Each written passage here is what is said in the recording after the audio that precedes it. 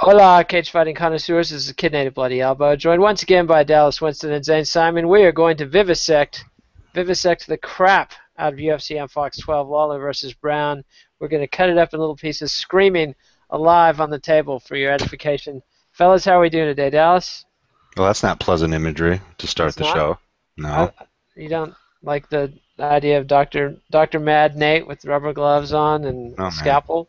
Throwing some rainbows and unicorns, por favor. But Uh, hey, buddy, I'm good. How are you? I'm good. I like Chewie's backwards baseball cap. Nice mesh there he's rocking. And Zane, you ready for this? Oh yeah, no, it'll be fun. It's a fun card. I'm definitely ready for it. Well, excellent. Any thoughts on the main event before we get started, or the overall main card, Dallas? Nate, you think it's a good card too, right? I think the main event is a good card. I think the prelims are beyond. I like the George Masvidal, Darren Cruikshank headliner of the prelims, but the rest of the prelims, not seeing a lot to get excited about. But I'm hoping you guys will correct me on my naivete and ignorance there. And Zane, general thoughts on the card? I just said it's a good card. Do you want general thoughts on the headliner, or do you want general Yeah, thoughts on the general card? thoughts on the headline. You got to cover for me when I slip up like this. You can't just be calling me on He's every cutting little, you you no know. slack. He's cutting you Yeah, no slack, son. it's like my 6-year-old does this crap. All right, go ahead, Zane. Yeah, That's it. well, That's maybe all you your got. kid's got a point. You ever think about that? I try not to because I gotta But work.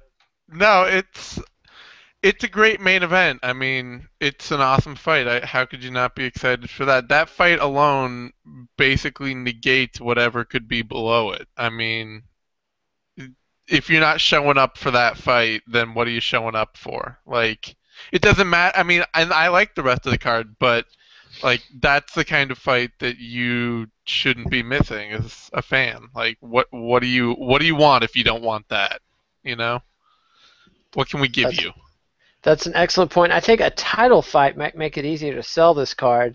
I'm Leave it afraid to the me to ratings are going to find be so. something. Nate, I'm just telling you that the ratings are You, not expected to you be are such a especially size strong. queen, Nate. Size You are queen. such a. The first time I've been I accused must of not know what that. that means. You But, don't know yeah, that. poor Dallas doesn't even know what that means. I don't Zane, know you're very well. corruption. But let's get on to the prelims. There's 4 fights on the UFC Fight Pass preliminary card, starting with women's strawweight. This is strawweight. Third tries a charm. Women's strawweight bout: Juliana Lima and Joanna Jędrzejczyk.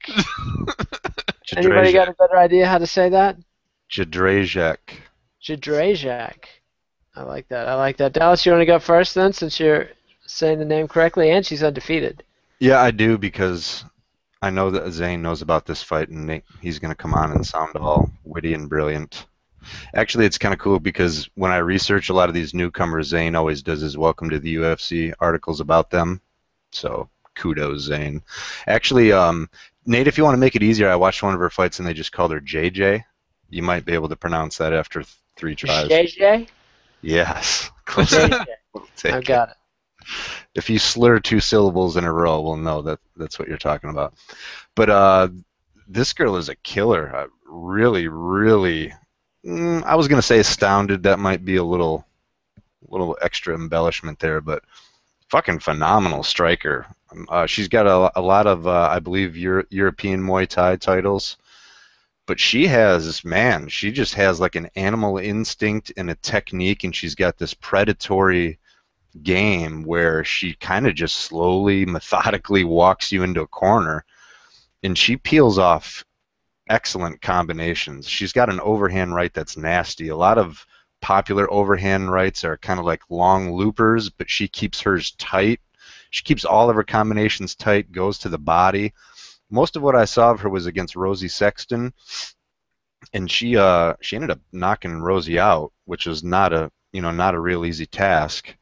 But she didn't throw a lot of kicks because she was a little bit worried about the takedown. But bulletproof game based on what I've seen. Excellent takedown defense, real good clinch, a methodical killer instinct. She's a good example of a really technically sound striker who is extremely aggressive, but not even the closest bit to sloppy. So she's for real. This is going to be a good debut, and I'm excited for it. So I'm going to pick her for the win too. Well, I'm not even going to say a word about Zhu Tai, her opponent. Zane, do you have any thoughts on the opponent? You picking JJ as well? Yeah, I'm picking JJ, and yeah, I think it's like Yedderzik or something. I don't know, something like the J's become kind of Y-ish or something, or I-ish. But definitely picking her. Definitely picking JJ. Lima's a good, like, she's a solid, grinding, kind of like takedown. She's got a good wrestling game, a surprisingly decent wrestling game, and she's aggressive with it, but she's also incredibly unpolished with her striking. Just nothing there. Wild, wild brawling.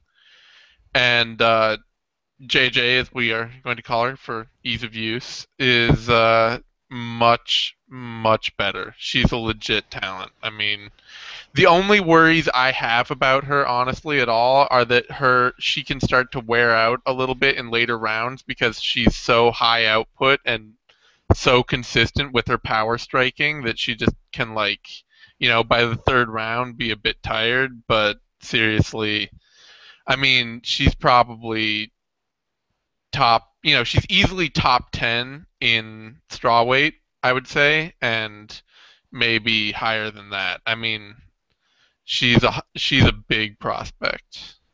Wow. I think Lima's got a couple Muay Thai fights as well. Zane, would you agree that Lima's kind of, and she's got some jiu-jitsu. So would you Yeah. agree that Lima's like B plus across the board, but I would say her striking is like C minus. that bad? I mean, I know it's a little I have wild. watched, from what I've seen of her fights, we're talking like winging big haymakers from the outside, both arms at once, chin out, rushing in, just like, Both arms at once, like Hadouken. yeah, no, like, I was kidding. You don't have to. I got you. yeah. We Either haven't way, I knocked think out he. fights in a long time. That was kind of exciting. But the odds makers agree. They've got JJ favored heavily from -250 up to -265. We're looking at the odds at bestfightodds.com for those of you who engage in the venal sin of gambling. And Juliana Canero Lima is the underdog, +205 to +214. And that brings us to welterweights, Andreas Stahl and Gilbert Burns. Dallas, you want to go first on this one again so Zane doesn't copy your work? Is this at welterweight or lightweight? Welter. Is it? Yeah. Yep. Didn't Burns have a couple? Stahl's a welterweight. Burns has been a lightweight, but went up to welter for his debut, and is probably going back down afterward. Okay. Because I assumed for some reason it was. I thought this was at lightweight. I thought Stahl was moving down. So a couple of newcomers. I think Burns is going to get more looks here. He's a Black Zillions guy, undefeated, and he's got some excellent sport jiu-jitsu accolades. Yeah, world gold medal in the 2011 World Brazilian Jiu-Jitsu Championships. I think he's a four-time world champ, and all his finishes are in the first round. And actually, his striking, I'll be interested to see what Zane's take is. But his, for a jiu-jitsu guy, striking for a jiu-jitsu guy. And like a peer, I think he started in jiu-jitsu when he was just a wee lad. But considering that, I would say his striking is very, very good, and for the standard, it's decent and pretty well. Actually, I kind of liked some of Stahl's game that I saw, even though it's not flashy, it's not phenomenal. But he's a Swede, and he has some. I don't know what this. Everyone always actually makes it a point of jest more than a compliment, but I think he won a gold medal in the Swedish something wrestling championships. He started Greco when he was really young, and his striking was also, pretty damn good too. Nothing flashy, basic, but very effective. Economical. He was a real economical fighter with very little weaknesses. And he wasn't like obscenely pressure chasing the guy all over, but definitely like kept the pressure on quite a bit. So to be honest, I was kind of leaning his way, but this is kind of, first UFC debut for both guys. You almost really get to get your first look, even though you've seen them fight before. So I don't know what to expect, here, but I'm interested in it, and I think I'm going to go with Stahl in this one. And Zane? I'm going with Burns. I actually just was able to track down one of Stahl's most recent fights because he took like a couple of years off between 2011 and 2013, and I couldn't find any of his 2013 fights, so that was what I was just watching right before we started the show. And his hands are fast when he strikes, which is a good thing for him to have. But his striking is all focused on getting into the clinch. That's all he's looking to do when he's striking is get into the clinch, make contact, lock up a double leg, lock up a body lock, and trip or drag or take his opponent down. And a lot of his takedown technique is a little unrefined. He tends to try to muscle double legs where he just will try to like pick the guy up and slam him down. And when he gets up high on the body, he tends to go for a lot of really low percentage trips. So his takedown game is a little unrefined. He's really good. He's not got nice ground and pound. He's really quick at advancing position, getting like back takes and submission attempts on the ground. But Burns is a much better, more accomplished grappler than him, so I don't see that being as dominant a skill for him in this situation. It'll be good for him against less polished grapplers, certainly. But I think Burns, I mean, the big thing I'm liking what I see from him is I would be willing to bet that Black Zillions have been, in his past few fights, have been making him go out and just strike. Just telling him you can't grapple with guys because the fight's going to end too quickly. So go out there and get some rounds and strike, because pretty much all he's been doing lately has been a very crafted, I mean, still developing, but it's very solid, technical, basic kickboxing. And he's shown some really good, solid power in his hands kickboxing, and he shows good defensive technique, and he shows a really nicely developing game. So I think that he can negate what Stahl is best at, and I expect him to hold a bit of an edge, if not in polish on the feet, just in comfort and power. So I would think that one way or another, Burns is going to win this fight. And the odds makers are agreeing with Zane. They've got Burns mildly favored, minus 161 up to minus 170. And Stahl is the underdog, plus 135 up to plus 145. And again, on all of these prelims, only 3 sites are taking bets, and it doesn't get to the full panoply of sites until we get up to the main card. And that brings us to featherweight Steven Siler and Noad Lahat. And Siler is on the cut list that Rainer Lee put together for Bloody Elbow. Is his back against the wall? Zane, you want to take this one first? Sure. His back may be against the wall. It's certainly with 2 straight losses and a style that's fun-ish, but not like exciting. He's a pressure fighter, but he's certainly not a dominating one. His back could be, but I expect him to win this fight, so I'm not sure that it'll matter whether it was or not. Lahat's definitely, I think from a pure prospect standpoint, Lahat is probably the better fighter. Maybe if they fought 3 years from now, Lahat would win. But Lahat his striking offense is really basic. He's really kind of limited in the tools he has to use. And his defense is really not very good at all. And Siler has the kind of pressure and has generally shown the kind of control that makes me think that he'll be more consistent for longer. I expect it to go all 3 rounds. I expect it to be competitive, but I think Siler's probably going to win. I think Lahat is just a little too raw in his development right now for fighting better fighters in the UFC. I mean, he just got knocked totally out by Godofredo Pepe by a flying knee, and Pepe is many things, but a phenom striker and knockout artist is not one of them. All right, and Dallas, your thoughts? I did kind of like what Pepe did with his striking, because I really had extremely low opinion of his striking, and he just kind of came out and was surprising and super aggressive. Mm-hmm. So, and it's hard to, he wasn't really doing that great before that either. I agree with almost everything you said. Mostly that there are definite signs or shades of a bright future for him, but I don't know if he's there now. But it's really tough to judge on a fight where you get canned with a flying knee like that. Actually, he had pretty good counter striking, which I wasn't expecting. A couple times he was able to slip and What? Sorry? Said? That was a Jesus random Christ. pop-up video on the SureDog site, so That really threw Yeah, me they've off been track. striking me with those several times as well. So Yeah. Striking you? striking me. They've been surprising me, Apology. stunning. So I also hope no matter what, Seiler's not the kind of guy that will get cut. I think he would have to lose a bunch in a row or to some lower competition. To me, he's the kind of guy that's just worth sticking around. Just hard nose is fuck. Really gritty and tough. The one Is thing he a that's tough kind of bastard? yeah, I give him the TB stamp. The one thing that's kind of interesting is Seiler. Kind of it's usually boxing, and he can kind of go back and forth. If he's fighting a more polished guy, he'll brawl a little bit more, and if he's fighting a brawler guy, he'll go really technical. So I'm kind of interested to see how he approaches Lahat, because I think he's got to be kind of cautious about it. I guess for all we know, he might be more technical with his hands, and he's going to win it. But I guess just to make this quick and easy, I'm going to go with Seiler. I would probably pick Seiler anyways. I'm kind of a Seiler mark.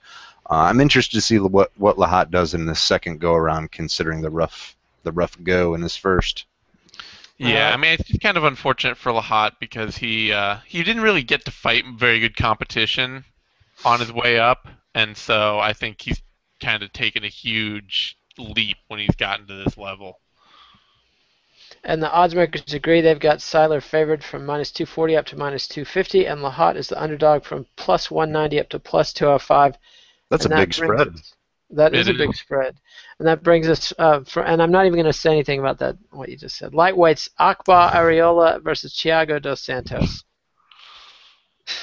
Who wants to applaud my discretion and go first? Oh, I will.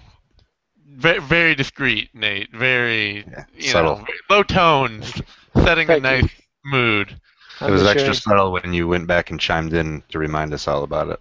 Hey, I'm Yeah. not even going to say anything about Areola's name either. So, there you go. All right. So, this is kind of. I mean, I get they're both newcomers. They're both experienced vets from the regional circuit. So I get why the match is made, but it does kind of feel a little bit like I don't know if the UFC is overly banking on what they have in their Mexican fighters that they're bringing up, or if they are just kind of figuring that they'll throw them all at decent fights and just see who sinks and who swims, because it feels like they're kind of, with Juan Manuel Puig getting Adriano Martins, and now Akbar Arreola getting Thiago dos Santos, it just kind of feels like they're throwing these guys at much better competition. Dos Santos is the current Jungle Fight champion, current Jungle Fight lightweight champion, and he's just kind of good everywhere. Really well rounded, and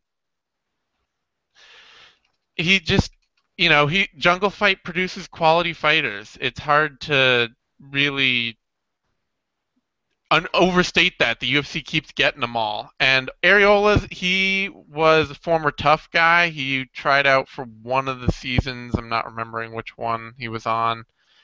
Didn't make it into the house. And watching him regionally, he's just kind of got this.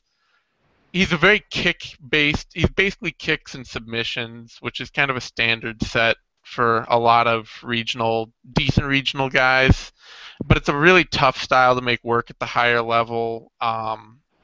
He doesn't have great hands. He doesn't have wrestling to speak of. He just tends to try to work from range, and then if he gets clinched up or if the fight is going to the ground, especially he's very willing to work from bottom. And against somebody like Dos Santos, it's just, it's not a great idea. Dos Santos is a much more aggressive, much more powerful striker, and he's got a very good takedown game, and he's shown himself to be competent on the ground. So I don't see a way for Arreola to win it. And Dallas? Don't disagree with any of that, although Areola's definitely got the edge in past competition, even though he hasn't beat them all. But there's some a high number of recognizable names, and he's beat some of them. So he, I look at him coming in with, on paper, he does not get the advantage as far as skill set versus skill set, but it's always tough to measure that past experience thing. And so, I don't know. I guess I'm going to leave this a little bit more open, although the matchup definitely favors Silva. But again, it's kind of a debut fight for both of them, so really it's kind of a chance to show who they really are on a bigger stage against. Actually, you could argue that Ariola's fought better competition than this before. Mm-hmm. So, it's tough. I'm going to lean Dos Santos because of the on-paper matchup mechanics, but I don't know. I would not be surprised to see Ariola win this one at all. So I'm just going to kind of sit back and watch this one unfold. All right, and the odds makers have Dos Santos favored, but not by a huge margin, minus 190 to minus 195. Only two sites taking bets on this one, and Ariola is the underdog, plus 160 to plus 165. That looks like nobody has bet on that fight at all to me. And that brings us to the first fight of the Fox preliminary card, and I find it also weird that Fox is doing the preliminary cards instead of FS1. I guess FS1 has a conflict with some other sporting event, but a good opportunity for these fighters to get on the big Fox. And that starts out with featherweights Michael De La Torre and Brian Ortega. Dallas, you want to talk first? Yeah, and actually that's kind of a big deal what you're saying because, Fox cards are a bit of the holy grail for the UFC as far as viewership.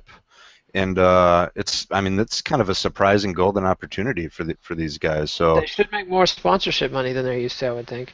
Yeah, there's lots of little ins and outs here that could really benefit these guys beyond just having a bunch of eyeballs on your performance. This should actually be a good fight. It's a lurker. Ortega is the RFA champ, and I'm guessing I don't really have my finger on the pulse of anything MMA-ish anymore, but that he's going to come in with a lot of hype. Rorion Gracie black belt, and he's a Black House guy who's undefeated, basically. So RFA champ, Rorion Gracie black belt, Black House fighter. Those are really super promising credentials. I was kind of impressed with De La Torre in his debut. I don't remember it vividly, but I want to say I kind of thought he deserved to win that fight over Mark Bocek. It was close. It was definitely a very close fight. I think he lost it on position in the later rounds because he was fighting on super short notice, so he got pretty tired. But he was competitive all the way through, and he certainly won at least the first round solidly off Bocek.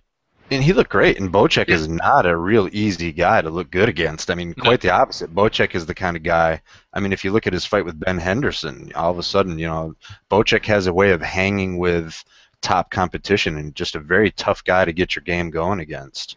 So, and Ortega's legit. He's solid, but I'm going to kind of lean De La Torre here, and I'm assuming he's going to be the underdog. But I'm not. This is going to be a good fight. Another close one that I'm just anxious to see. But I'll kind of inch towards De La Torre. And you're correct about De La Torre being the underdog. Go ahead, Zane. Oh, yeah. That's one of the things I'm actually really loving about this card is that even for all these fights we don't like that are fairly unknown, a lot of debut fighters on this card, almost every fight feels really close. It's good matchmaking. There are a couple fights here and there. First the women's strawweight bout, that Ariola Dos Santos bout that maybe I think are a little bit one-sided one way or another, but like Ortega De La Torre, this is very much for me a skill versus skill fight. De La Torre, the mark on him going in is that he's very much a power brawler, and I mean that like not that he's untechnical, but that he is hyper aggressive, throws everything into all his strikes, is really like willing to go out there and get in your face and try to bust you up, and was even is good enough at it to have been effective against Mark Bocek doing that at lightweight, no less. So I think he's got some serious skill. But what I've seen out of Ortega, on the other hand, is a guy who is, a very aggressive submission-first grappler.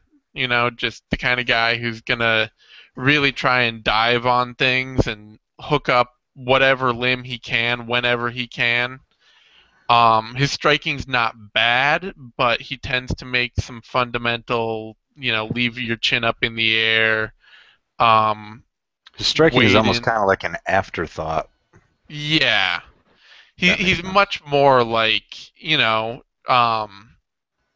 and not to say that he's Imanari or something, but he's much more on the Imanari scale. Like if there's a scale between Imanari on one end and like Melvin Manhoff. Melvin Manhoff on the other end, he's much closer to the Imanari end of somebody who's just going to come out and look to submit, and chain from one thing to the next. So it's going to be a great test of De La Torre's submission defense, and it's going to be a great test of Ortega's striking defense. I mean, I think I might give a mild edge to Ortega just because high output submission offense tends to be chancier. It tends to be harder to generate at the upper levels.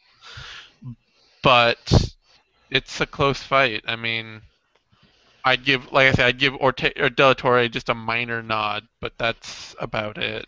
One And the more odds quick makers. comment. Go Sorry, ahead. I tried to sneak it in before you went down that road, Nate. Bocek, I think, is one of the better wrestlers at 155. Or to put it this way, they would always kind of represent him as a BJJ guy, and I remember saying he's much more of just a pure wrestler, power doubles, real precise level changes. In the way that De La Torre shucked off or gave him trouble at lightweight, with this now being at featherweight, Ortega's key to his bread and butter. In what Zane's correct on everything he said, and when he's going for all those submissions, even if he doesn't get them, when he's chaining them together, he's dominating positionally. Yeah. The key to unlocking all that is whether or not he can take De La Torre down, and that's kind of why I was leaning De La Torre for the way he negated Bocek's takedown attempts. All right, important clarification. And the odds makers, they like themselves some Brian Ortega. They've got him at minus 155 to minus 160. De La Torre, an underdog, but not a huge one, at plus 130 to plus 135. And that brings us to light heavyweight. No, god damn it. Welterweights, Hermani Perpetuo and Tim Means. Tim Means also on Rainer Lee's cut list on BloodyElbow.com. Zane, you want to talk about this first? Sure. Yeah, and once the UFC, they're not cutting anybody, so I don't even know how much that means right now. I'm glad he revitalized it because it's a fun series, and I don't like the UFC. I don't want anybody to lose their job, but I do like to see active turnover of like different talent cycling through as they do better or worse. But this is another great matchup because I've been high and I've been a big fan of both these guys for a while. Perpetuo was a former Shudo champ, and he's been a prospect for years, it feels like, and he's still not that old. Japanese Shudo or Brazilian Shudo? Both. So, he kind of reminds me, and he showed it late against his debut. Who did he fight in his debut? Jordan Mean. He showed it late in his debut against Jordan Mean, but I kind of think of him as like a B grade Carlos Condit in his output style, in this just like very aggressive sort of, hooks and head kicks coming behind it style, but he has trouble being consistent with that. He gets stuck in like low gears, which he did for the first couple of rounds against Meehan before he really felt like he was comfortable and could mix it up and make something happen. And of course, the thing with Meehan's is he tends to fight to his opponents. I mean, and sometimes that means he puts on really great performances against somebody like George Masvidal when you really don't expect him to. But other times that means that he loses a really uninspired decision to Neil Magny.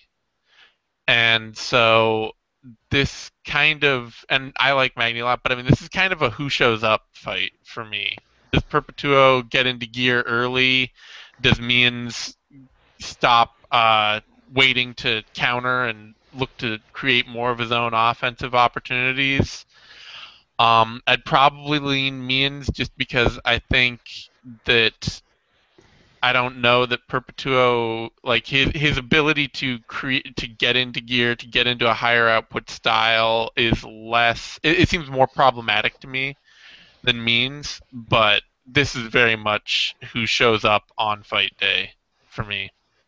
And Dallas, your thoughts? Well, to crib on what Zane said, both of these guys are streaky / inconsistent. but in different ways, because Means or Tim Means is like that from fight to fight, and Perpetua was kind of like that inside each fight. He'll have little highs and lows in each performance. I really don't know what to expect in this one.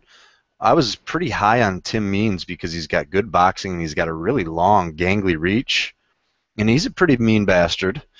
But I was actually impressed with Perpetuo, and I was kind of not expecting a lot from him for some reason. I don't know why, but I remember thinking that I had kind of overlooked him the last time we discussed him. Again, like I don't disagree with anything Zane said. I was kind of leaning, because Means has been so inconsistent, I was kind of leaning Perpetuo, but his style, like that kind of Carlos Condit-esque, is tough to make work consistently. You know, you'll have, that's why he has those highs and lows, because there's times when he's got a lot of electricity and he'll pull something out and land it, and then there's other times when there's just nothing doing. He's trying to figure out what to do. And I do think that Means has a much more serviceable and reliable game. You know, he knows exactly what he needs to do, whereas Perpetuo kind of has to make the magic happen or find a way to do it. So this is another one I just have no idea. And to be honest, I was really down on Means after losing to Neil Magny. And again, maybe I was too high on Means or not high enough on Magny. So, you know, I'll probably go with Means here, but that's really like a coin flip. This should be a real good scrap, though. Both of these guys will throw hard.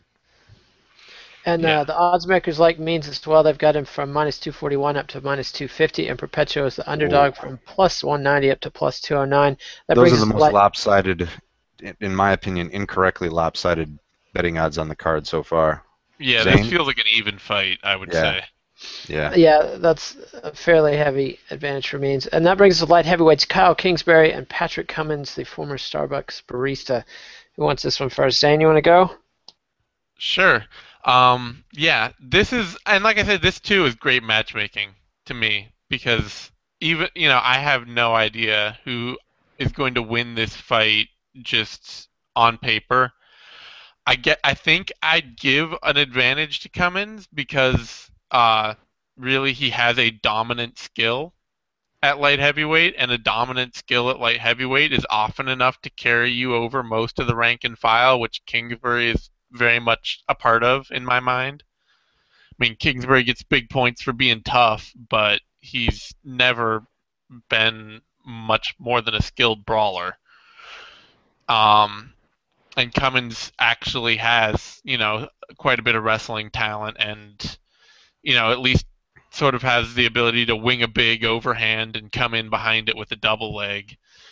So, but it's a really, I mean, and Kingsbury's coming off a long layoff. He almost retired. I was pretty certain he had retired, in fact. He's on a pretty hefty losing streak. It feels just a little bit like maybe the sport has kind of passed him by. If that, I mean, he's only 32, so that doesn't even feel fair. But I think Cummins has a little more, just even like momentum right now. You know, he's coming into this. He feels like, you know, he was obviously confident going into that Cormier fight, even though he got put to sleep right away. But he came right back for that fight against Roger Narvaez and ran him over immediately. So I feel like he's probably going to come in confident against Kingsbury and overmatch him, outwork him, maybe even knock him out. And Dallas? I actually think this is a really bad matchup for Kingsbury. I'm not ultra high on. Whoa. And Dallas froze. Cummins, but from what did you just do that again? What's happening? No, you just, what the hell? You froze. You froze. Just keep talking. Yeah, you're fine. Quit fucking with me. You see how I panic every time something like that happens? I'm fucking fragile emotionally right now, I guess. All right, anyways, though. Bad matchup for Kingsbury, I think. He's a guy, and I mean this actually as a huge, huge compliment, because when you saw him on The Ultimate Fighter, I would have guessed no one would have wagered or even guessed he'd be still hanging around in the UFC this many years after.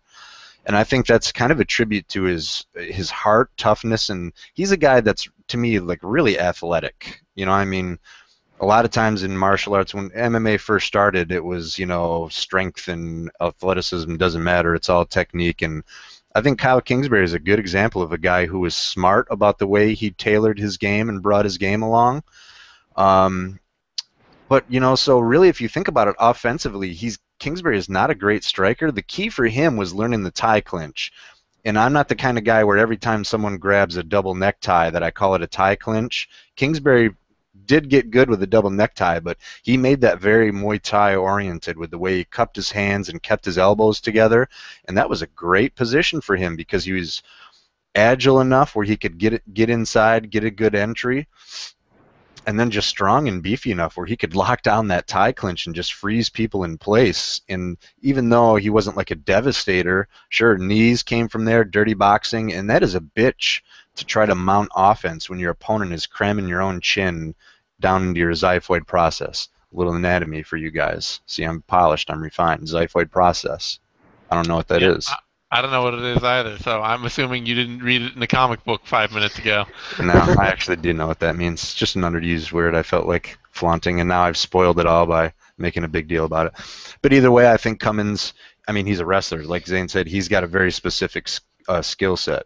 Kingsbury's, everything I just said allowed him to stay afloat and hang with a lot of people, but if he goes for that tie clinch, Cummins is going to change levels and dump him. And I think Cummins is probably the more refined striker, and he's probably the more polished striker. So I don't know. This anytime I paint it this way, I think I'm setting myself up to look like a jackass with Kingsbury coming through. And I like Kingsbury, but man, I just don't see a lot of avenues that he wins this one.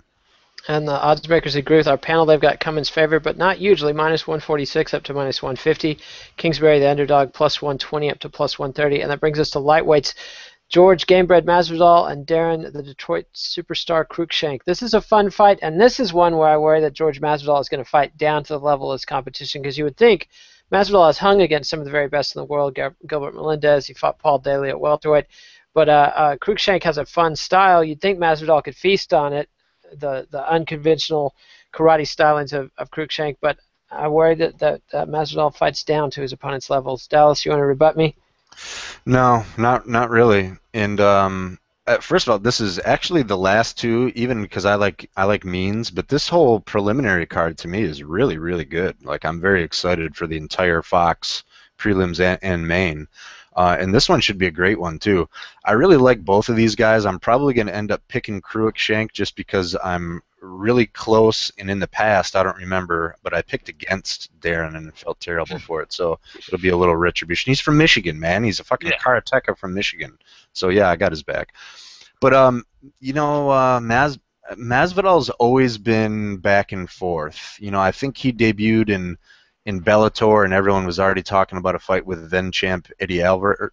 Yeah, I think it was Eddie Alvarez, and he got highlight reeled by submission of the year, Tobi Yamada.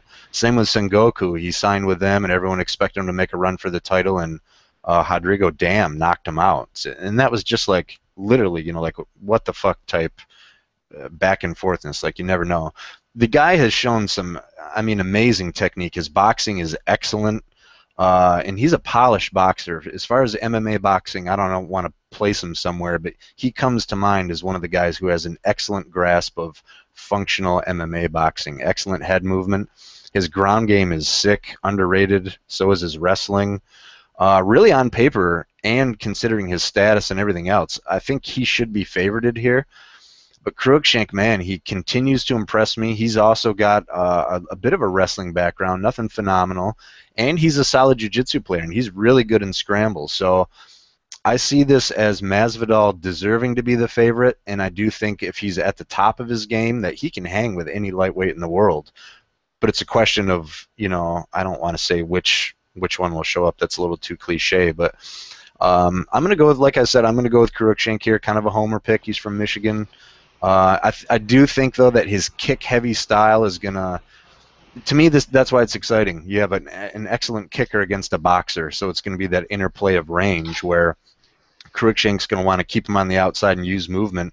Masvidal's going to want to get into the phone booth and work his hands, and I think both are distinctly better in those two aspects. So great fight, close to call. Can't wait to see it, but I'm going to go Cruikshank. And Zane, what's your take on this one? my take on Derek Cruikshank's always been, it's becoming more so. I mean, Cruikshank's definitely refined his game. He's getting to the point that he's that it's more true than ever, and he's more dominant when he's dominant than ever. Is that you either beat Derek Cruikshank or you don't. Like, your style either meshes perfectly to beat his style, or it doesn't. So if you're a guy who really likes to strike on the outside, or if you're a wrestler without a striking game, or jiu-jitsu grappler without a striking game, you are going to struggle mightily to beat him, because he, on the outside, his footwork has gotten great, and his range striking is just phenomenal. He will tear you apart because he can come at you from angles that you can't predict. If you're, a lot of guys who can't strike well, if when they get on the outside, they just try and predict what's going to come next so that they can get inside, and he makes it impossible to predict what's going to come next. And so what beats him is somebody who can get inside and box him up, and that's exactly what George Masvidal can do. And Adriano Martins was able to do it expertly. Masvidal has a very similar skill set to Adriano Martins. So, quite honestly, that's how I got to go with it, is that I think Masvidal's just got the right skills to beat Cruikshank, and it doesn't diminish Cruikshank at all because he's still going to be great against, pure range. Basically anyone who's purely in almost any one skill except for just being a purely better striker than him is going to get eaten up by his game. So you have to be well-rounded. You have to be able to come inside and box in the phone booth and then get him down and grapple and things like that. And Masvidal can do all that. So I think this is his fight to lose, but it's just a matchup. And the odds makers agree. They've got Masvidal favored -214 up to -225. Cruikshank's the dog from +175 to +184. That brings us to the Fox main card, starting with lightweights Bobby Green and Josh Thompson. I got to think Josh Thompson thinks this is a little bit of a step down because he's somebody who was fighting in high title contention after he destroyed Nate Diaz and took Ben Henderson to a tough decision, and now Bobby Green not necessarily thought of as in that top tier of heavyweights, and Thompson, of course, threatened to retire. Or lightweights. Lightweights, yeah. Lightweights. What did I say? Heavyweights. But they're basically heavyweights, lightweights. It's fungible. Yeah, my brain is completely gone. Mushrooms have nothing to do with it. Nothing. It's been decades. But Thompson was retiring after his last loss to Ben Henderson, but then when Pettis took the title, he came unretired. So he's coming back, but this is not necessarily an easy re-entry into the UFC. Dallas, you want to go first? It's a dangerous. It is a step down just based on past history, status, whatever. I don't think anyone's got Bobby Green ranked over Josh Thompson, and it's a dangerous one because they actually fight very similar. Josh Thompson, for a white boy, is very athletic, and when his knee is on top, I mean, he is kind of like Masvidal, which actually that would be a good matchup. But Thompson might not always have a top 3, top 5 ranking, but he's the kind of guy that can fight to that caliber on any given night, and actually does on most. He's had a couple questionable performances, like that one against Jay-Z. I thought was kind of shaky, and it's his knee. I mean, I feel like I talk about this with every fight. You can tell, actually, with KJ Noons in that one, he did not look good. He was not explosive. He still managed to eke out a win there, but man, I mean, when he's quick and he's on point and he can react, he is solid. Real savvy kickboxer, excellent wrestler, super underrated wrestler, even though a lot of people are starting to acknowledge that. Bobby Green, I've been pretty impressed with him. I mean, there's not any reason, to not have been. He's looking really, really good, and he's got kind of like a little bit of a street aggression, along with his technique. Good wrestler, but I mean, he'll come at you and he will make it a fight for sure. That's not Josh Thompson's not going to blanch in that, though. I mean, Josh has seen that, and he'll be game for that too. This is going to be a good one, man. Again, I can see this one going either way. If Josh is in top form, which I hope he is, he should win this just by overall technique. I think he's a better scrambler, definitely a better jiu-jitsu player. I think Bobby Green's aggression, his mean striking coming in, and his wrestling, that trio of attributes is going to be tough for Josh. But as long as he can get by that, I think I'm going to go with Josh here.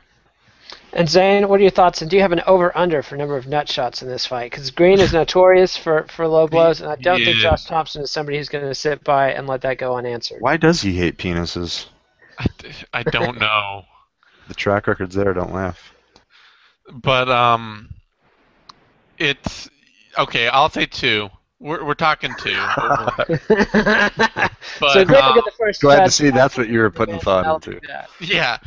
But I don't know if did you guys read that piece by Mark Raimondi on Green? Just came out the other day. Well, you should have, because that would tell you that he's probably going to lose this fight, and it was also pretty amazing. I mean, it talked about, his life growing up pretty much in foster care throughout his entire teens, and in his early years in MMA, where he basically just showed up to the gym once a week and then used his wrestling to take fights down in Mexico, and and only recently, only in the past few years, has really taken the time to get with a good camp and somebody who can really kind of keep him in the gym and keep him working and keep him developing. And it was it was a fascinating portrait of him, but it's also one of the things it mentioned is that right now he's been house hopping between his house and some of his coaches because there's a hit out on him. A hit out on him. Now that is a bad predicament to be in. Yeah. I mean, his brother was shot not long ago and killed, and he's apparently the gang that killed him is also looking for him, so he's sleeping at home sometimes, sleeping in other places other times, and not doing well. It's got to be the first time to have that as an X factor on one of our. Yeah, I mean, they talked about too, the big reason he took this fight on short notice against Josh Thompson is to try and get money to help put his brother's kids through college. So, oh man, that's fucking noble, though. You know what I mean? Yeah, no, it's an amazing article. You guys should definitely hunt it down and check it out because I will now. It's heavy.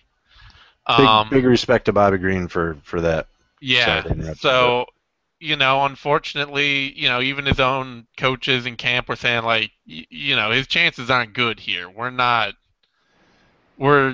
expecting this to be a good fight for him, but he'll go in there and he'll be ready and make the best out of it. So I almost want to change my pick now. I mean, you got to pick Thompson from the purely, the part of my brain that is controlled by mighty machine logic picks Thompson because he's not coming in on short notice. He's still easily one of the top 5 lightweights in the world right now. He's looked fantastic in every fight he's been in the UFC, even his loss to Ben Henderson and to Gilbert Melendez. Even just Thompson's been fantastic. Actually, he's only had 2 fights in the UFC. That seems amazing. It feels like he's been in for a lot longer than that, but he beat Nate Diaz, lost to Ben Henderson. 2 recent fights in the UFC. Yeah, and your timeline was a little... Oh, that's true. He had a bunch earlier. But your timeline was a little off on his unretirement. Henderson had already lost the belt when Thompson fought him and said he was going to retire. He just got convinced not to. I see. So, I picked Thompson here. I'll be pulling for Bobby Green all the way, even beyond the fact that I don't like Josh Thompson at all. The moment Josh Thompson steps in the cage, I like him. The moment he steps out, I go back to completely and utterly wanting him to not open his mouth. I dislike all of his opinions, but I do find myself rooting for him almost every time he fights. And he is the favorite anywhere from minus 240 all the way up to minus 359. Bobby Green, the underdog, plus 195 all the way up to plus 228. So that's. I'm going to take Green in this bout now. You're going to switch to Green, huh? Dallas and it's odd to me that Zane seems to inexplicably separate pulling for and his prediction, because my prediction is I'm pulling for. But I mean, fuck, his brother's recently deceased kids. I mean, yeah, all right, that's, you know what I mean? I mean, Yeah, no, I'm not just being a jackass either. I mean, that's something like now I'm going to watch that fight with some emotion. So. Yeah, no, anybody watching this fight should be rooting for Bobby Green to pull out some huge upset. Why, you secretly want Josh Thompson to win, you cold-hearted No, I don't fucking want robot. I want Josh Thompson to win just because I think he's the better fighter, and I think he means more in the title picture. So yeah, you hate children. See, now that is some callous shit right there. Yeah, I'm cold. I'm not going to deny it. But that brings us to featherweights: Clay Guida and Dennis Bermudez. Zane, you can go first. All right. This is a fight that Dennis Bermudez should win at this point in his career. Guida looks better. He looks like he's returning to his sort of pre-Gray Maynard form, where a lot of hair really, around. he got really, I think, and may even have just been getting outworked by Ben Henderson that did it, but at some point he just got really worried that he was going to get knocked out, and it showed really well in that Maynard fight where he just did not want to engage at all. And of course then, 2 fights later, Chad Mendes came in and did knock him out, and now suddenly he's fighting a lot better. He looks back on point more like he did 4 or 5 years ago. Working to get constant offense and to create strikes and create opportunities for the wrestling and all that. But Bermudez has just improved a ton since he lost to Diego Brandao in the tough finale. And every time out, he's looked more and more like he's making better use of his athleticism. His striking is becoming more refined from somebody who's just a brawler. And the big thing is that he's just, like Guida, he's able to just totally pour on offense for 3 rounds nonstop. I mean, and hit hard. Like, he will go in there and bust you up for 15 minutes without batting an eye. And I think he's just the more powerful wrestler, the more powerful striker, the more complete fighter. But it should be a fun as hell fight. And Dallas, your take? Yeah, I thought maybe I was the only one that was going to really laud Bermudez on his improvements, but I mean, he has shown some huge, significant improvements. To me, it's mostly with his boxing, because he's always a good wrestler. His boxing technique, and he doesn't just go balls out and sling. So he's much more methodical. He does have surprising power in his hands. It's another one where it's a really tough matchup for Clay Guida. And on that note, I don't really hold his performance against Gray Maynard against him whatsoever. I actually kind of respected it, because if you think about it, I remember before that fight I was really like trying to analyze it, and it was like, how the hell does Clay Guida win this fight? He's known for wrestling, pressure, and Gray Maynard does not, he gives 0 fucks about any of that. You're not going to out wrestle him. So Clay really needed to come up with something uncharacteristic outside the box. It wasn't pretty, but that's what he did, so I kind of respect him for that. Either way, though, I don't know what he's going to do against. It's a tough. I guess, where would you give Clay the advantage here? Clay doesn't have a wrestling pedigree, but he's been able to develop. He's got the experience advantage, the big fight advantage, but that's about it. And he's lost most of those big fights. So. And a little. I mean. Oh, go ahead. Go ahead. Sorry. Well, come on now. At this point, Zane. No, you go ahead. Okay, I was going to say, I mean... you go ahead. Yeah, whatever. Dennis Bermudez's last fight, it looked like, against Jim Hedges, it looked like they were bear baiting, like, with a child in the octagon. Like... That is not a statement I would suggest announcing. I mean, it seriously looked like they'd thrown, like, a kid from, like, a 12-year-old in the ring with a bear. That was what that fight looked like. Now that would draw. I can get behind that statement. Yeah, that's much better. Well, that's what the same statement. Bear baiting is chaining a bear up and having it fight animals. Yeah, Dallas was thinking it meant something else. Well, it's just there's an assembly of different phrases in there that could be misconstrued. But either way, let's back to the point now. Let's be professional. The point is that Bermudez last time out looks like a complete animal. He looks like he is capable of totally destroying anyone except for maybe the very best fighters. Clay might have a little bit of a... Oh.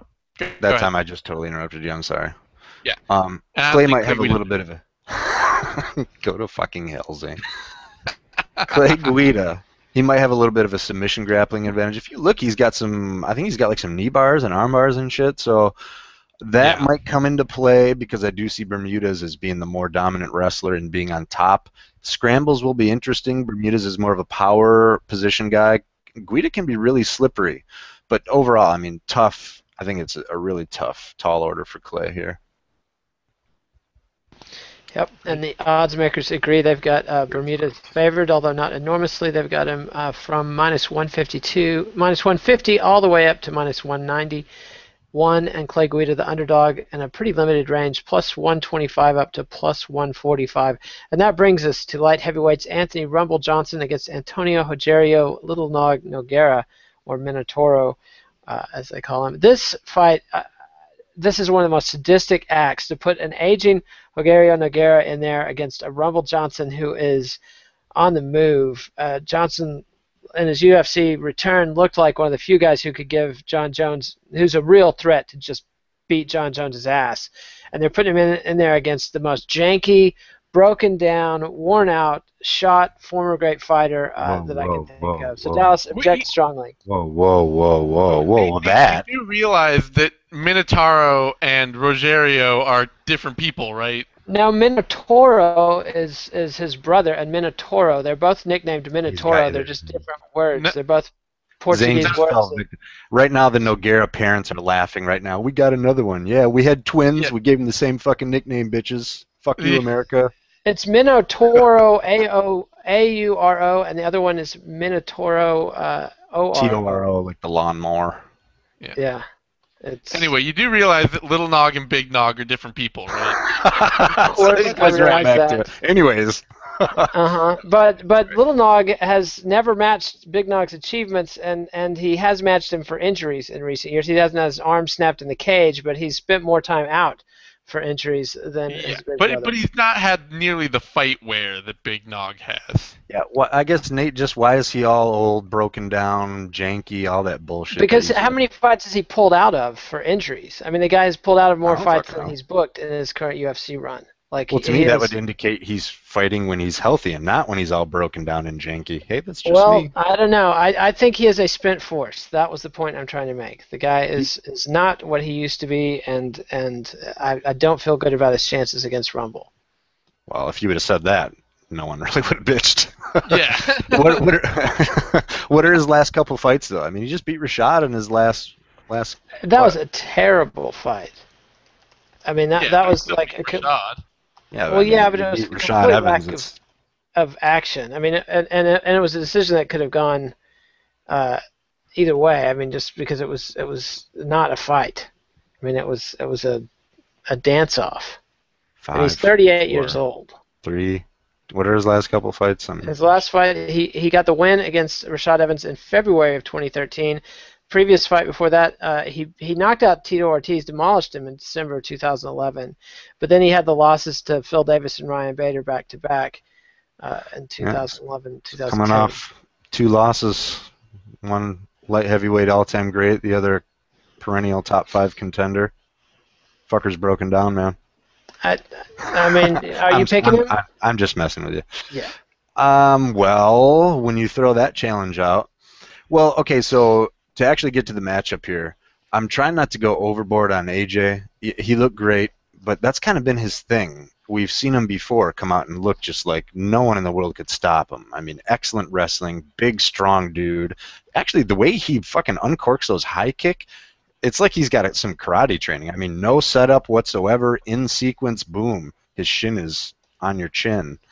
And so he has some things that definitely are, but he kind of always has, he'll have that one performance where you think, God, he's destined for a title run. So I'm just trying to be reasonable about it and not get carried away either way.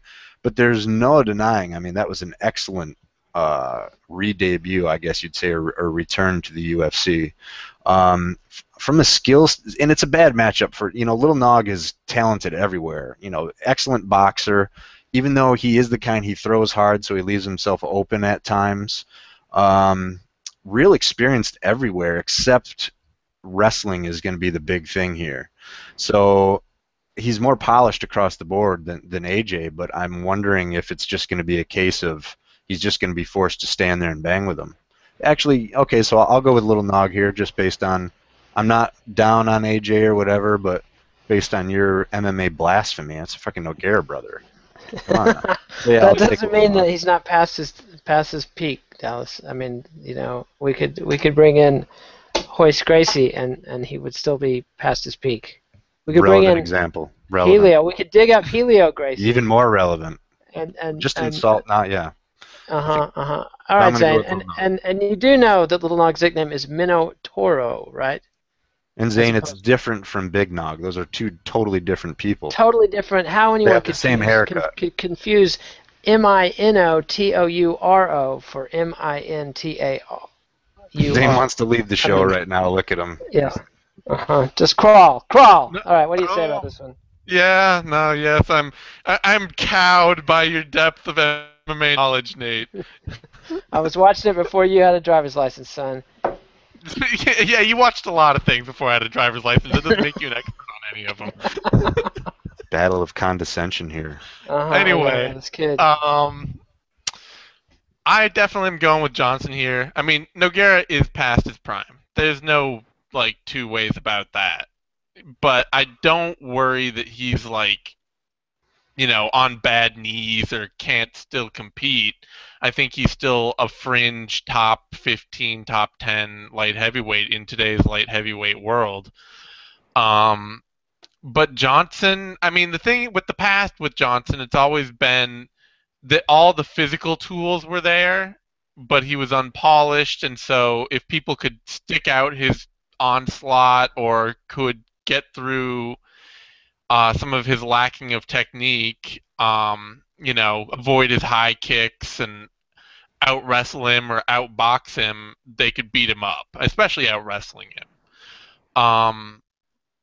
But the big reason to be a lot higher on Anthony Johnson, a lot more stoked about him right now, is he looked technically masterful last time out. I mean, he didn't beat Phil Davis because he was the stronger kickboxer, or the stronger fighter, or the better wrestler. Certainly, he beat him because he was the much more technical fighter. His kickboxing looks like it has really taken a refined turn, and I'd say he's probably at the peak of his, the peak of his MMA abilities right now. We are seeing Anthony Johnson in his prime years, and given that he's in his prime and that his striking looks as more technical than ever, he looks like he's probably one of the most technical strikers at 205. I got to pick him to beat Nogueira because all Nogueira is going to want to do is stand and trade with him. Can I bring 2 quick points up whenever you're done, Zane? Sorry, I thought you were done. Yeah. So I got to take Johnson to win this just because he looks fantastic. His footwork, his head movement, his defense, all of it looks great. And I think that Nogueira is just a little too one-dimensional at this point.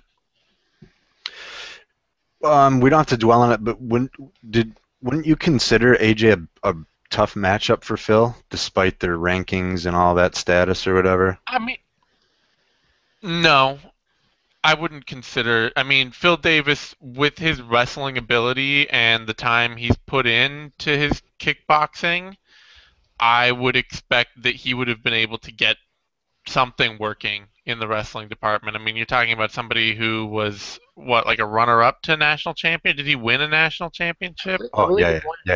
Oh yeah. Yeah. So we're talking about a national champion wrestler against a guy who wrestled and has been kickboxing and they're both great athletes. They're both, I mean, the reasons that Anthony Johnson beat Phil Davis is that his striking was so much better, he forced Phil Davis to only be able to wrestle. And then he shut down his wrestling game completely. I think his speed and athleticism were tough for Phil. I can't remember Phil facing anyone other than Rashad, and Rashad wasn't as big. I mean, his technical striking was beautiful. He was hand parrying every strike. He was slipping. He was moving his torso and his head. I mean, he was displaying a level of technique. Before, he used to be kind of a mechanical, straight up and down, throw really hard kicks, and then have some okay but often kind of sloppy punches. Yeah, there's no question he looked better. I'm just curious on all that. His technique was definitely better.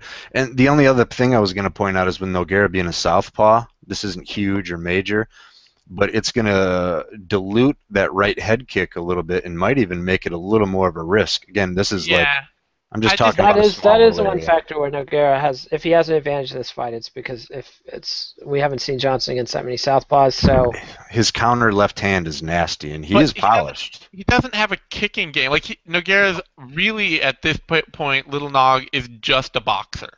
That is he what kind of he always does. has been. And yeah, he pretty much always has been. He's mean in the clinch though. He's got pretty decent tie in the clinch. Yeah, but he's got some decent tie knees in the clinch, but I just don't think that somebody with that little range of offense can consistently compete at the top levels of the sport anymore.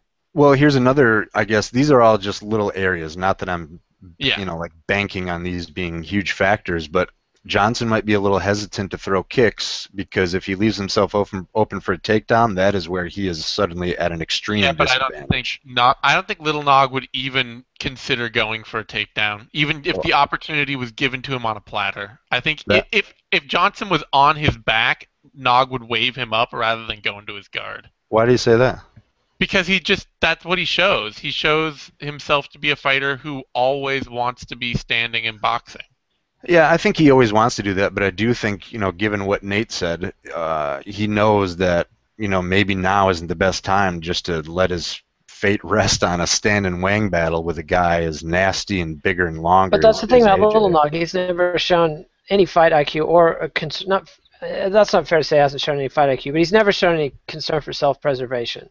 And his fight IQ has frequently taken a back seat to his desire to stand and bang. I mean, he's not a big strategist. Neither of the Nogueira brothers were huge strategists, but I do think given the opportunity, I think just he's foolish not to. We're all talking about AJ's kicks. No, I mean, every fighter is foolish not to take the fight where they have an advantage. Like, there's no question. Yeah, but we just happen to think he's foolish. Yeah.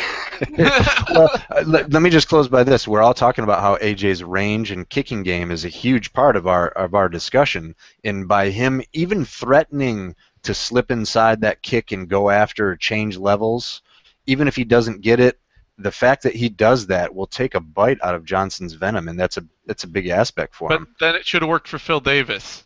Yeah, I think the first time they lock up and Johnson shucks him off like nothing. Phil didn't throw. He did throw a couple kicks in there, but I don't know. I think that Anthony Johnson's more susceptible to being taken down than Phil Davis. I think that's why AJ had the advantage over Phil. I mean, Anthony Johnson would have shown the problems of having somebody threaten to take him down against Phil Davis. Yeah, if you're going to be intimidated by somebody's wrestling game, it's going to be Phil Davis. I think he was only worried about Phil's takedowns, whereas with Little Nog, so you didn't really have to worry about Phil's jiu-jitsu that much. You had to worry about his takedowns. With Little Nog, he's worried about his jiu-jitsu. He's not necessarily going to be thinking he's a takedown threat or that threat is going to be scaled down a lot more. And again, if you're a Little Nog, like what else? I'd actually argue Phil Davis has shown more top game jiu-jitsu and MMA in recent years than Little Nog has. I mean, Little Nog, both the Nogueira brothers were guard players predominantly. I don't think you really went on a big limb there saying the college All-American has shown a better top game. No, but I mean, the submission game. Phil Davis is one of these guys who's a wrestler submission fighter, and Nogueira just isn't. Yeah. I mean, he's a pretty good guard player. He got the modified hammerlock against Boach. And then he went for a Kimura against Machida. Was there anything else I'm missing? Gustafsson. What? Gustafsson. That was a rear naked choke, though, right? No, it's like an anaconda. Yeah, I think it was a front. Oh, actually, you're right. You're right. And actually, that is one where I will totally admit, because that is big. You're right. Nogueira, the Brills fight was awesome, and Nogueira shows he can scramble, and he's got a lot of moves, and definitely has jiu-jitsu and is a threat, and I would think would dominate Rumble on the ground. unless it's just a matter of Rumble hanging out in his guard and wailing on him and not letting him get, if he goes for a deep half guard sweep or something against Johnson, I think that would be a mistake. Maybe he can roll him, maybe he can't. I just happen to think Johnson's going to be physically overwhelming for Nogueira. I just think and I agree with all that. And again, I'm not saying these things are going to happen. I'm painting the case for different variables. Because if you're a little Nog, if I'm him, I want to do something more than just stand there and trade hands. He's a better boxer, but AJ's quicker on the release too. So it's a bad matchup for him. Don't get me wrong. Yeah, it's a bad matchup, and the odds makers agree. They've got Johnson heavily favored. Nogueira is the underdog anywhere from plus 300 all the way up to plus 449. Johnson is the favorite from minus 500 all the way up to minus 928. Now that's all way too much for me. All of that is just a little too much. So that's a bit much. Johnson has been a bit of a head case at times in the past. Mm-hmm. But hopefully the weight cutting issues are behind him now that he's at light heavyweight. So if you don't have any faith in Rumble, you might want to drop a dime against that minus 928 because I do think that is a bit much. But that brings us to the headliner, Matt Brown versus Robbie Lawler. This is a fan's fight. This is everything that gets violence crazed lunatics salivating because you've got two guys who do not give a flying fuck about self-preservation here. Robbie Lawler maybe has become a little bit more scientific in his approach, but Matt Brown is the definitive tough bastard, mean as hell, and it's just an irresistible force meets a movable object. What do we think? Who wants this one first? Dallas? Well, I just have some scattered thoughts on this. I haven't really sat down and broke down the matchup, but right off the bat, I got to say, number one, I'm thrilled that Matt Brown is here. I remember a long time ago, I was thinking, wow, how awesome would it be if Matt Brown really poured it on and became legit, not just a guy that would lose, or get guillotined by Seth Baczynski. And so I'm really happy for Matt Brown. And the dude he's robotic in his violence, so I'm sure he doesn't care. But either way, it's good to see a cat like him come up. I think he inspires a lot of emotions in the fans. It's hard not to like and respect and root for a cat like that.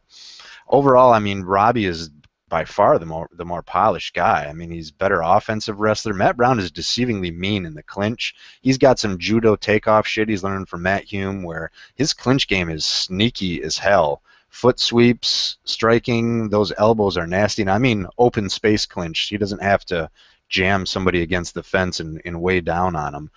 I want to say Robbie's probably the better wrestler. No, Robbie is the better wrestler. Matt is mean and long, and he fights tooth and nail for every little thing, so nothing's easy. But from a technical polish standpoint, I mean, Robbie's probably one of the most technical polished boxers in all of MMA right now, the way he's stringing things together. I think his wrestling is better. I'm not sure about his submission grappling, so that leaves Matt Brown's just iron will and ferocity. His size and length, I think, are a big deal here, even though he's not a range striker. But because Robbie likes to get in the phone booth, he'll open, Matt Brown loves to go for that double necktie and pull your head down, and that's where his length becomes a big problem. God, I mean, I don't know. This should be just an unbelievable spectacle of face punching in will. So I'm leaning towards Robbie here, and I hate to do that because I was cheering for Matt for so long. But I'm really happy for Robbie, man. I think it was really underpronounced the way he came back and became one of the top players.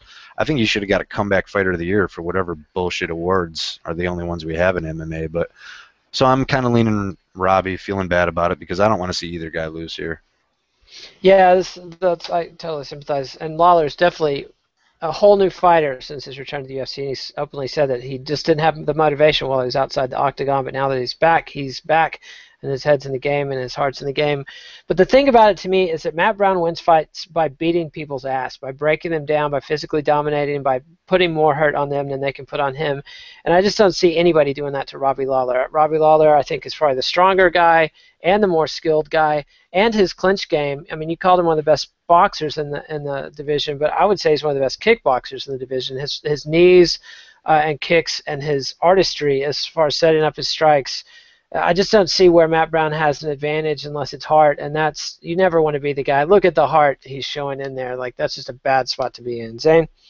Matt Brown does have a better clinch game. I'll say that. He does. He has one of the best, trickiest, most technical clinches in MMA. I mean, I think Connor did a big breakdown of it, but he does things where he'll do a half trip to get you off balance so he can re-clinch to knee you in the head, or he'll set you up with some knees to the body to open up an elbow to your face and things like that, and he just has an amazingly tricky clinch, and that's the one area where I could really see him maybe beating Lawler, because Lawler there are two things that have always plagued Robbie Lawler, and they have gone mostly away since he's come back to the UFC, because he just looks like he's an amazing technical marvel and one of the best fighters in the world, so it's hard to find any flaws. But the two small problems he's always had are that he's totally willing to get hit without any. He has zero compunction about taking shots straight to his jaw. Like, he will just sit there and let somebody tee off on him if he feels like that's the thing to do. And not to say he's bad defensively. I was going to say, just a note, we usually say that about guys that are poor defensively. No, yeah. I agree, but Robbie actually has good defense. Yeah, not arguing. He's one of the only fighters in MMA that can maintain an active guard while throwing combinations. And moving his head. He maintains the ability to slip actively in the pocket while throwing combinations. He's a fantastic defensive fighter, but he is also totally willing to just stand in front of you and eat 5 shots to show how tough he is. It's true. He will do that. And the other thing is that he has been willing also to get in bad situations and be complacent to stay in them once again to prove how tough he is. So I could see him getting into the clinch against Brown and just letting Brown fire away on him with knees and elbows and suddenly get way more hurt than he meant to be. I'd see that as an outside possibility. And I get what you're saying about Brown's superiority in the clinch. Technically, I think Brown is a better clinch player, but Lawler is so much stronger. Brown is a better technical clinch player. That's what I said. But Lawler is stronger and has vicious knees, and I think strength goes a long way in the clinch. And I think that Lawler has both a better chin and more power. And so Eric Silva was stronger too. I mean, I don't know. If I'm Robbie Lawler, I'm going all wrestle boxing here. So I'm boxing the shit out of Matt Brown, and if he tries to encroach and get in my face, I'm changing levels and throwing a double at him, because that intermediary position is where Brown is nasty and where he has the best chance to win. Yeah, and I don't think Brown's going to win this, but this is the stupid thing, is that every fight Matt Brown has gotten over the past 3 years has been a fight that everyone thinks he's going to lose. There are a few crazy diehard fans who are always like, oh no, he's going to pull it out. He'll beat Jordan Meehan, he'll beat Eric Silva, and you're always like, nah, this is a terrible matchup for him. And then every time he just comes in there, and he often nearly gets finished, he often nearly loses. Like, he nearly lost to Eric Silva in exactly the way I thought he would lose to Eric Silva. He almost lost to Stephen Wonderboy Thompson. I mean, he soldiers on and he wins. And but if he eats shots from Lawler, then anything comparable to what he took from Thompson, he's done. We've been over all of this before with Matt Brown. If he, we haven't been over it with Robbie Lawler and Matt Brown. That's the thing. Know. He will almost lose this fight. I am assuming that he will very likely lose this fight. But it's hard. I mean, it's hard not to just be incredibly excited for it, because you know that there's every chance that he does something stupidly violent and wins it. Of course, the last time I was this excited for a fight I thought was guaranteed violence was Nick Diaz and Carlos Condit, which turned into a pretty good strategic fight, but it was not the balls of the wall mayhem. But I don't think there's a chance of either of these guys suddenly becoming overly strategic. No, I don't think Matt Brown's ever going to become a strategic fighter. Robbie might, if he's smart. This is another example where if Robbie's smart, he will not give the fans what they want and stand in front of Matt Brown and eat shots. He'll be smart, like Condit was. He'll use angles and, use technique to win the fight over... but he stood in front of Johnny Hendricks and 8 shots. I mean... Well, that's what he wanted to do. That was his best chance against Hendricks, though. That was his... It's true. He wanted to bait Hendricks. He wanted to keep Hendricks away from making it a Ideal. wrestling match. Yeah. That's exactly what he wanted. I think Robbie's quickness here, his hand speed for sure, and maybe Yeah. his footwork / just movement when Brown, because Brown cannot win this fight from range. I don't even think Brown has ever No. thrown a long distance strike, much less won a fight with it. So Well, when he throws long distance strikes, it's usually with his whole body coming in behind them. And yeah. he'll throw these lunging straight punches that he'll just be like diving behind them, and he'll follow people all the way across the ring throwing them. Well, Yeah, you brought up and a really that's good way point to get about. knocked out against somebody like Robbie Lawler. Well, but Zane brings up a good point about Robbie sometimes being no sense of urgency when he's in a bad position, which is why I expect him to have a certain strategy, but that could be dangerous because if he hangs out in the clinch or backs up in a straight line and allows Matt Brown to connect with him, not only does he have a tendency to maybe stay there in that danger zone, but the whole reason we're talking about Matt Brown, the whole reason he's in this fight is because he has ungodly amounts of, skull-rending strikes and violence. I mean, the guy is a head basher at contact range. So those two right there might make for a real interesting equation. Yeah. I mean, I would give Brown a much better shot if Lawler hadn't looked like Lawler looked like a demigod against Jake Ellenberger. Like, that was just one of those things where he had like this aura around him in there that nothing you could ever do is going to work or hurt me. It's called the Hickson-like aura. Yeah, Ellenberger, not only did he break his hand on Lawler's face, but he broke his face on Lawler's hand. Like, that's just no way to live. This interesting reciprocation. The other thing is with Robbie's tendency to maybe take a shot, when Matt Brown's throwing those fucking meat cleaver elbows, you do not want to be willing to take a few of those because those will gouge, your brain will start to spill out of the holes that he'll leave. That's serious danger. So actually I think that's, Matt Brown doing serious damage and or, causing a nasty cut or some kind of bodily harm is a legit and his best way to win, I think. Oh, yeah. It's true, and if he can hurt him and get the momentum, and Lawler in his younger days was a bully and a front runner. Nick Diaz showed way back in the day that if you could break his will and intimidate him, that he would become confused and frightened. But I think Lawler's matured, and I don't see Brown doing it. But it's possible, and that's what makes it exciting. Any final thoughts, Zane? No, this is just a hell of a good fight, and it's a good fight at the top of a good card. Like, I'm really psyched for this card, and this fight is the perfect capper to it because there's not one fight on the main card that I'm at all not happy about and not excited for, and there's not a fight on the undercard that I expect won't be really interesting and competitive. So, fingers crossed. Hopefully, it'll pan out. And the odds makers like Robbie Lawler quite a bit. They've got him anywhere from minus 360 all the way up to minus 506. Matt Brown, the underdog, from plus 275 all the way up to plus 319. So Robbie Lawler heavily favored and presumably will cruise back into title contention after this. So thanks, guys. We will be back on Friday with the Care Don't Care preview. I didn't have any final thoughts, Nate. I didn't have any. You haven't? You did? Do you have final thoughts, Dots? No, it's good that you. Well, good. Yeah, actually, the main card should be a carnival of violence. Great matchups, all high-paced, guys known to go in and really go after it. And actually, I really dig the preliminary card. So, I mean, Fox from 6 p.m. to 10 p.m. is going to be, I feel like I'm selling an ad right now, but it's awesome. This card kind of snuck up on me a little bit, but it should be a doozy. Sorry, that's all. Cool.